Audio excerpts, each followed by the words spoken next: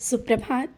बाबा कहते हैं, मेरे प्यारे बच्चे, तुम्हारी सोच बहुत आगे तक जाती है, ये तो मैं जानता हूँ, क्योंकि तुम नाम स्मरण करते हो और मेरा ध्यान करते हो, और जो चीज़ होने वाली होती है उससे पहले ही तुम्हें समझ में आने लगता है। इससे तुम्हें लगता है ना कि ऐसा सब कैसे हो गया, जो तुम पहले से सोच रहे थे वैसा ही हुआ। बच्चे, ये तुम्हें नाम स्मरण के कारण ये सब कुछ मिला है।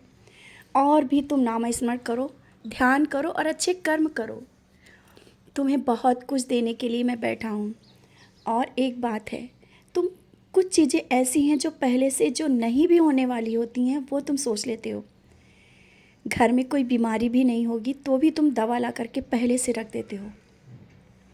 उन दवाओं का जमा करके रखना अच्छा नहीं है। जिस तरह से घर में तुमने दवाएं जमा करके रखी हैं जिसकी ज़रूरत भी नहीं है, वो भी तुमने पहले से ला करके रखी हैं। क्यों? तुम्हें उदी पर विश्वास नहीं? अगर उदी पर विश्वास है तो इतनी दवा जमा करके क्यों रखा है? जो ज़रूरत नहीं है उन्हें बाहर निकाल दो। और इस तरह से जो दवा जमा करके रख रहे हो ना, ये नकारात्मकता लेकर के आती है। जो नहीं होने वाला है उसे भी तुम सोचने लगते हो। छोटी सी बीमारी को भी बड़ा सोचते हो। मैं बैठा हूँ, उदी का सेवन करो और जो काम की दवाएं हैं वही रखो, सब उठा करके बाहर फेंको। जब मैं तुम्हारे जीवन में बैठा हूँ तो कोई नकारात्मक चीज़ें या कोई बड़ी बीमारी नहीं आ सकती। हाँ, छोटी आएंगी और आकर के चली जाएंगी।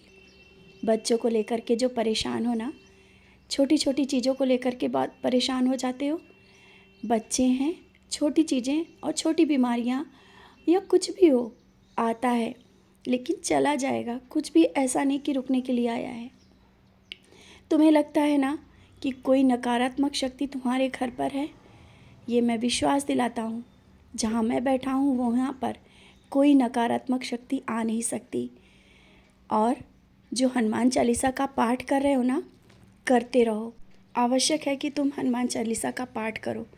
और कुछ दिनों से पारायण के लिए भी बहुत सोचते हो, लेकिन ये सोचते हो ना कि कर पाओगे या नहीं, समय मिलेगा कि नहीं।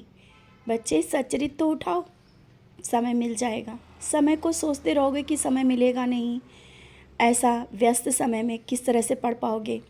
पढ़ पाओगे, मैं पढ़ाऊँगा ना, मैं समय निकालूँगा। और सच्चरित को ध्यान से धीरे धीरे पढ़ा करो, जल्दबाजी में मत पढ़ा करो। अभी कुछ दिनों से तुम्हारा प्रश्न मुझसे चल रहा है ना कि बाबा ये कैसे होगा, क्या होगा और कब होगा। अब उसका तुम्हें सामने कुछ चीज़ें दिखने लगी हैं कि कब होगा, और किसी के माध्यम से मैंने बता भी दिया है। वो चीज़ शायद तुम्हें अभी समझ में नहीं आई थी, लेकिन अब वो चीज़ें सामने तुम्हारे आने लगी हैं। अब समझ में आ जाएगा कि अब बहुत ही जल्दी वो कार्य होने वाला है। तुम्हारे घर में कोई मांगलिक कार्यक्रम, जिसकी तुमने बहुत दिनों से सोच के रखी थी कि हाँ कुछ ये मांगलिक कार्यक्रम घर में हो सकता है साईं संध्या ही करवा लो, कुछ भी हो सकता है। बहुत ही बड़ा कार्यक्रम जिसका तुमने सोचा था, मन में कहा नहीं, और बहुत अच्छे से हो जाएगा। समझ रहे हो ना? और तुम्हारे जो भी सपने हैं, जैसा तुम चाहते हो, हर एक सपना पूरा होगा। ये मैंने पहले भी कई बार कहा है। आज मैं तुम्हारे घर आऊँगा। किस रूप में आऊँगा ये तुम नहीं समझ पाओगे, लेकिन आऊँगा, मैं अवश्य आऊँगा और तुम्हारे प्रश्नों का जवाब भी दूँगा। किसी के माध्यम से भी हो सकता है या कुछ भी, किसी भी तरीके से मैं तुम्हारे करीब आऊँगा, बहुत करीब, क्योंकि तुम इस समय परेशान हो, बेचैन हो, प्रश्नों के जवाब मांग रहे हो और तुम्हें कहीं कुछ दिख नहीं रहा है।